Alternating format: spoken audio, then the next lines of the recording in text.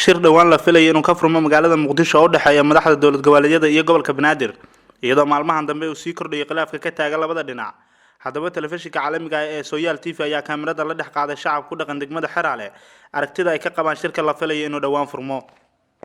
anigoo magacaygu uu yahay Cabdullaahi Maxamed Daahir oo jooga degmada xerale waxaan rabaa fikir dhiibasho ah shirka ka furmaya muqdisho oo midowga maasharaxiinta iyo dowladuba ay uga furmaya inaan in yar ka iraahdaan rabaa inta yartaa waxay tahay horta shirka waa soo dhaweynaynaa marka hore bacdigeedna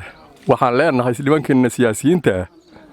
ummadda Soomaaliyeed oo in sugaysa oo tanasula baan in leenahay dhibaatada laga daayo waa la fiirsanayaa tanihiina gaarka inta meel dhigataan ummadda Soomaaliyeed oo tanasula intaasaan in leenahay assalaamu calaykum waraxmatullaahi wabarakaatuh shirka anigu sida fikir ahaantayda haddaan dareenkayga ambaaro waxaan filahayaa inuu noqon doono shir miro dhalay sababtoo ah shirarkii hore ayagoo aad u tiro badan oo la qabtay balse wax macnaa ay sakiin ay fashil ku soo dhamaadeen maadaama maanta ay kama dambaystii tahay waqtigiina uu gabagaba yahay waxaan isleeyahay shirkaas waa shir macno yeelan kara ama noqon kara shir uun baantaydu u guuleysan karo baan isleeyahay anigu Maxamed ahaan waa maadsantahay maxamed ku soo dhawow saaxiib Sooyaal TV adigoo magacaaga ku bilaabaya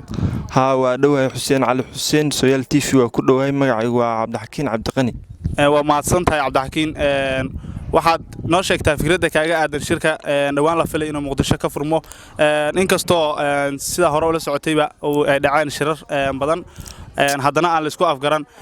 kan maadaama uu yahay shir hadda dhawaan la filay inuu furmo maxaad is leedahay inuu ku dhamaan doono si najiida leh mise si aan najiida lahayn wallahi fikir ahaantayda hadda aniga fiirsho shirarkii hore xoogaa waa qaladaada ka dhacay haddii aan shirkan fiirsho ama aan fikirkeyga ka dhiibto si aan filayay ama warbaahinta aan maalmahan ku arkaynay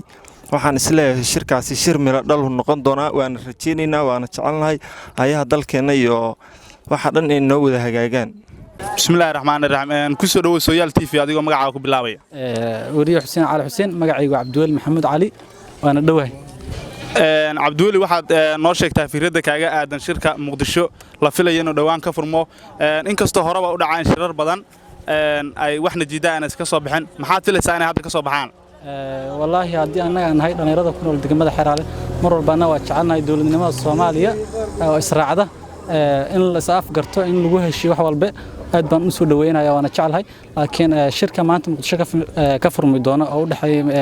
معارض كي محافظ كود حية أنا رأيي هانتي ده عدي أنا عبراء فكرة دي ده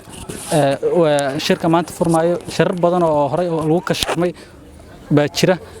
كنا دان سي أوفيريو من الإسقاف قرنا ينو سيلاي كان هم الإسقاف فهمايو حسين علي حسين Sooyaal TV دقمة حرالة